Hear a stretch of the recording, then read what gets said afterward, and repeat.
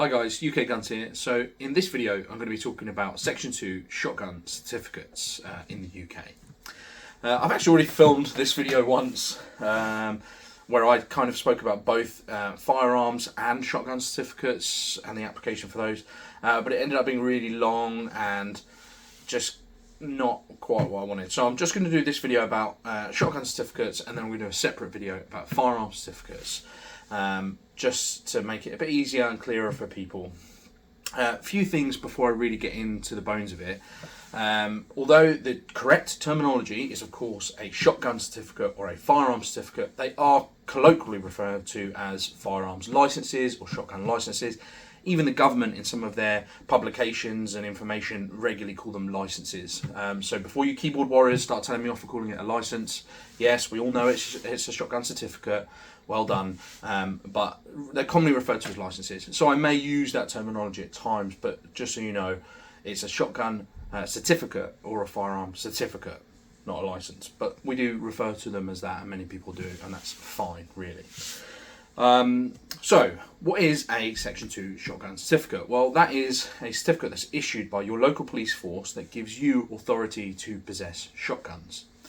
Why might you want that? Well, you want to take part in clay pigeon shooting, or maybe hunting, pheasant hunting, those kinds of things, and general target shotgun shooting, whether it be for sport or leisure. So you're a member of a club or something along those lines, or it's maybe part of your work.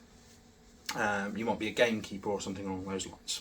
So those are the sorts of reasons you would apply for a shotgun certificate.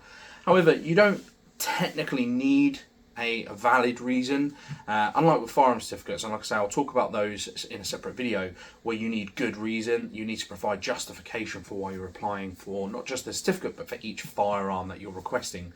Shotgun certificates are more overarching, so they allow you to purchase actually technically an unlimited number of shotguns. You don't request specific shotguns, you just ask for a shotgun certificate. When that's granted, you can buy as many shotguns as you like, as long as they're Section 2, and we'll talk about that in a moment. Now, obviously, there are, it's within reason. If you went out and bought, 100 shotguns, they might ask questions. But, for the most part, as long as you've got room to safely store them, you can have as many shotguns as you like on a Section 2 shotgun certificate. Now, technically, as I say, you don't need that good reason, you don't need justification. But just so you know, you will be asked when you apply. Your FEO, which is your Firearms Inquiry Officer at your local police force, will say to you, why you're applying for a shotgun certificate. And it's good to have your answer, because if you're just applying for no reason, that might be something that they're going to be concerned about or not happy with. So they want to know that you've done some research, or that you've got a reason why you wanted to own a shotgun, not just because you just want to own one. You say, well, I've tried out clay pigeon shooting at my local clay pigeon club or range, and I really enjoyed it. It's something I want to get into more, and I want my own gun. Or, I have some friends who regularly go hunting, I want to join them. Whatever your specific case may be, so long as you've got some sort of reason that you're going to give to them, they're going to be very happy with that. And yes, it may not be legally required, but it's just common sense to have some sort of reason of why you're wanting to possess a shotgun. And it puts their mind at rest. And so, essentially what you'll do is you'll apply to your local police force. Now, this video obviously is going to be a bit of me just talking to you about the process. I'm going to try and make it interesting. I've got a couple of sort of examples to show you, as you can probably see there. And I'll try and put in some pictures and things. But it is just going to be a video of me talking. So I apologise for that right now. I'll do my best to keep it semi-interesting. But it's a bit of a dry subject, so licensing and certificates. But yeah, I'm trying to help you to understand the process and what you'll need to do. So first thing you'll have to do is go on your local police website. So whether that be Essex, Yorkshire, whatever, go onto your local police website and type in the search bar there for firearms licensing, because shotgun license or certificates will come under that same department. Once you get into there, you'll see all the kind of things that you'll need to do. So what you'll need to have in place is a GP certificate. That's often referred to as a pro forma, medical pro forma. Again, these can usually be downloaded from your local police website. You can download the form, you put that into your GP, they fill it out, and that's basically to say that you have no mental health conditions or any other reasons that would prevent you or prohibit you from possessing firearms, ammunition, shotguns, those kinds of things. There is obviously usually a fee for that. It varies from GP to GP because there isn't very good sort of guidance on what the fee should be. So some GPs charge an extortionate amount, others not so much. It really depends. There are some companies online that do specifically do pro formas for shotgun and firearm certificates. Be wary, make sure you do your research. I've heard some bad stories from some of them. I'm sure some of them are very trustworthy and very quick turnaround, but others not so much. So do your research before you go with anyone. In most cases, it's probably best to go with your GP unless there's a really good reason not to. So once you've got your pro forma from your GP, you're going to need a couple of references, so make sure you've got those lined up. And it's the same as with most references for things. They need to not be a family member, and I don't know if the specific guidance is they have to be like someone of good standing, which is where it's like a teacher or a doctor or something along those lines. That may not be the case, but check with your local police force as to what their requirements are and references. All the information will be on their website. I should just take a moment actually as well to say here, I am not, and nor have I ever claimed to be, an expert in all these areas. This is just me giving you advice so you can find it online and easy to get advice. But what you should always do is check for yourself, do some Googling, check on your local police website, check information out, and that goes for all information you get online. Fact check it. Don't take what I say as gospel. I'm not an expert. Obviously, we all have a duty to, make sure we're putting out accurate information online, and I have read the firearms guide, the guide to firearms law in the UK from the government website. It was thrilling reading, but I read that before to make sure that I'm not going to give you really wrong information. But as with most law, there's lots of grey areas and there's lots of kind of scope for interpretation. So you're going to have to do a bit of your own research in some of the stuff, but I'll try and give you the best information that I can. So basically, as I was saying, you're going to need references. You need 2 references. They need to have known you for a certain number of years. Obviously, they can't be family members, and I believe they can't be a police officer or a member of the police force for obvious reasons, because it might be considered conflict of interest. So long as they meet those criteria, you've got your references lined up, your medical pro forma. You can then fill out your application on the website, the police website. Most of it's done online these days. There might be some police forces that are still doing old paper applications, which is what they used to be, but I think most of them now you can do it online. Fill out all the information. You'll also, of course, need to submit a passport-sized photograph, and of course there is a fee. It's usually, I don't know if it varies from county to county, but I think it's usually just for a shotgun certificate somewhere between sort of £60 and £80, something like that. I'd imagine it's probably the same across all counties, but you can get coterminous certificates, and I'll talk about those a little bit later, which is where you can bring a firearm certificate and a shotgun certificate in line with one another, or you can apply for both at the same time. And it works out a bit cheaper than applying for both of them separately, but it really depends on your circumstances. But once you've done that, you submit your application online to your local police force. Then, of course, there will be an interview, so they'll want to have a chat with you. That's where I say they're going to ask you, why do you want a shotgun? That question is going to come up. Whether you're legally required to provide justification or not, it's going to be one of their first questions. So, you're going to talk about that. They're also going to talk about security that you have in your home. Now, again, this is where the law can be grey in some areas. There is a requirement for you to have safe, secure storage for your shotguns. So something like a gun cabinet is the best way to go, because it's the simplest form. They're readily available. You can buy them online. They're not too expensive. And so long as they are a purpose-built gun cabinet, they're going to meet the regulations. There are other ways. You can have things like gun rooms or gun clamps and stuff. I'm not going to get into those because it gets very finicky, and ultimately it's going to come down to your specific circumstances. You're going to have a conversation with your FEO, and they're probably going to come look at it and decide if it's suitable or not. So it's best to have a conversation with them about that. But for the most part, a gun cabinet is the best way to go because it's going to meet the requirements and it's easy. So once you've got a gun cabinet, you need to get that secured in the home. They're going to want to see it. So there will be a home visit. The police will come and do a home visit. Now, of course, it's not a search of your home, but they're going to come around, look around the home, make sure that there's good security in place, no broken windows or doors that don't lock, those kinds of things.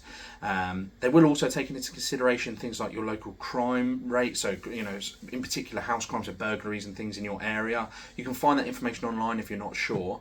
But they'll talk to you about it, and if basically what it boils down to, if it's a really high crime rate area, they may want to see some additional security features in your home to give that extra protection. It might be something like a burglar alarm or maybe CCTV camera, something like that. Now, that's not to say that you're going to definitely need that. I think in most cases you won't, unless you live in a really high crime area. For most sort of standard if there is such a thing as a standard crime area, but in most houses, just having that gun cabinet is going to be enough for a handful of guns.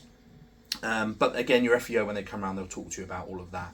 They'll ask you some other questions about you and your personal life, and some of those questions will be personal questions because they want to figure out if you're suitable to hold shotguns. So just be aware of that. Be open and honest with them as well.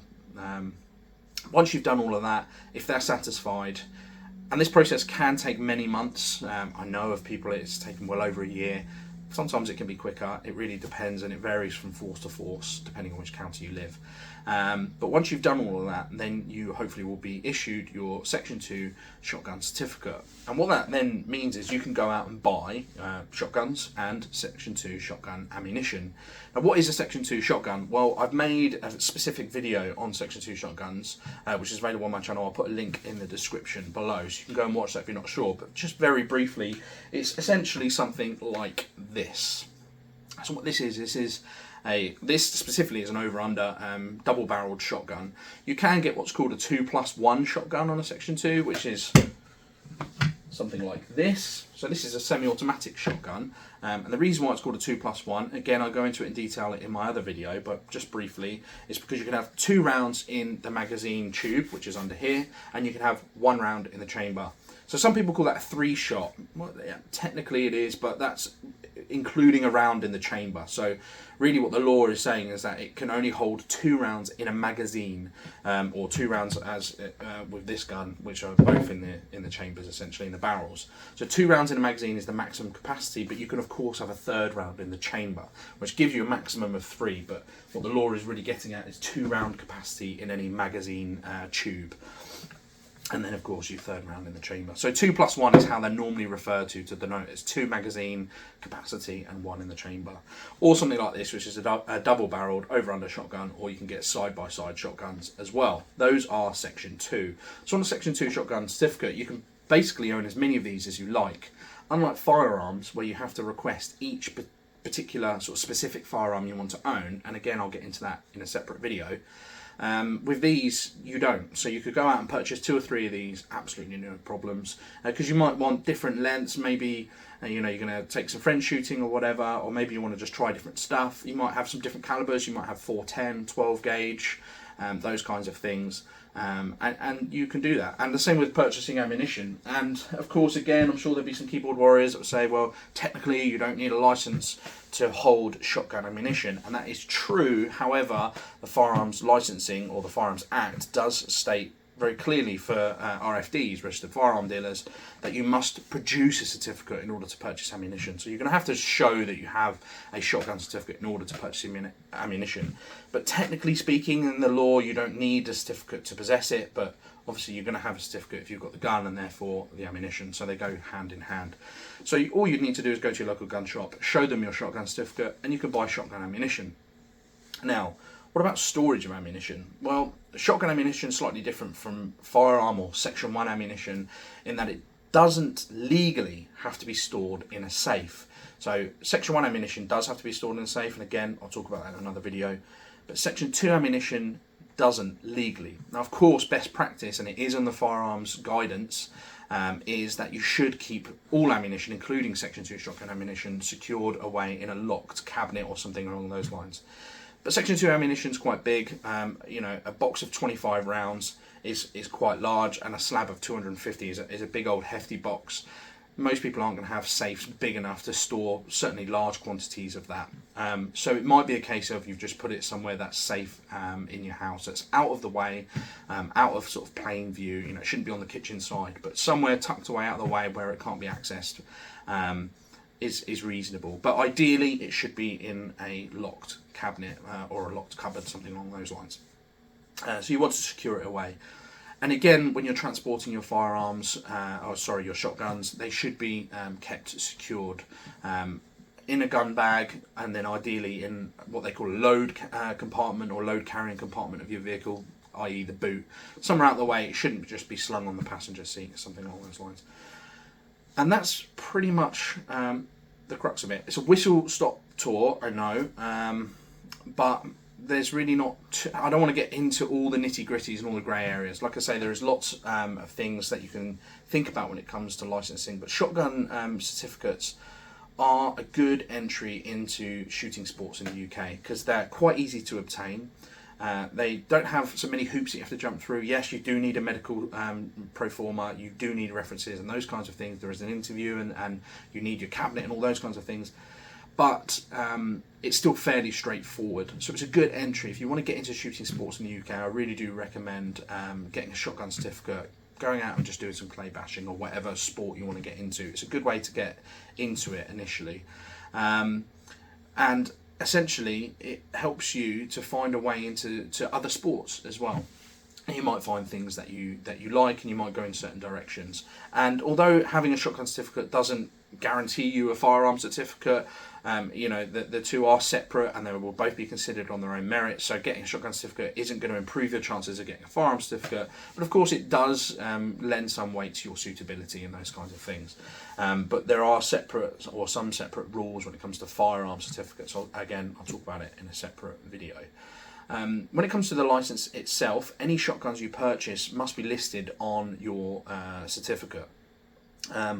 And again, as I said earlier, you don't have to request each type of shotgun that you want to own, but when you purchase one, it needs to go on your certificate, and then you notify the police that you've purchased it, and just basically give them the serial number of the gun, and that's just stored on your certificate. But ammunition doesn't have to go on your certificate like it does for Section 1. So they're quite easy to obtain shotguns. And what you have to remember is, with shotgun certificates, essentially the police position is it's an automatic yes unless there's a reason to say no. So when you apply for a shotgun certificate, unless there is a reason for the police to say no, i.e. extensive criminal background or serious criminal history, mental health conditions, those kinds of things that would prohibit you from possessing firearms or shotguns, unless there's a reason to say no, they're going to say yes. Whereas firearms is sort of the opposite, not exactly, but it's kind of an automatic no unless there's a reason to say yes. And again, I'll get into that in a separate video, but essentially you would need to prove reasons why you need firearms. Whereas with shotguns, you don't necessarily. Like I say, they will ask some questions around why you want shotguns, what you're going to use them for, but you don't need quite so much. You don't need to be a member of a club. For instance, a lot of people think maybe you have to be a member of a club to apply for a shotgun certificate. You don't have to be a member of a club. Obviously, if you are, that would certainly help with your application. But you don't have to be a member of a clay pigeon club or a hunting, shoot or anything along those lines. You could just say it's something I want to get into. I've tried it out, etc., etc. So if you found this video helpful, please give it a like. Feel free to leave a comment. Be kind to one another. And again, I won't get everything right. I'm not an expert. If there's something I've missed, feel free to drop it in the comments and help others out. And if you haven't already, please consider subscribing. And thanks for watching.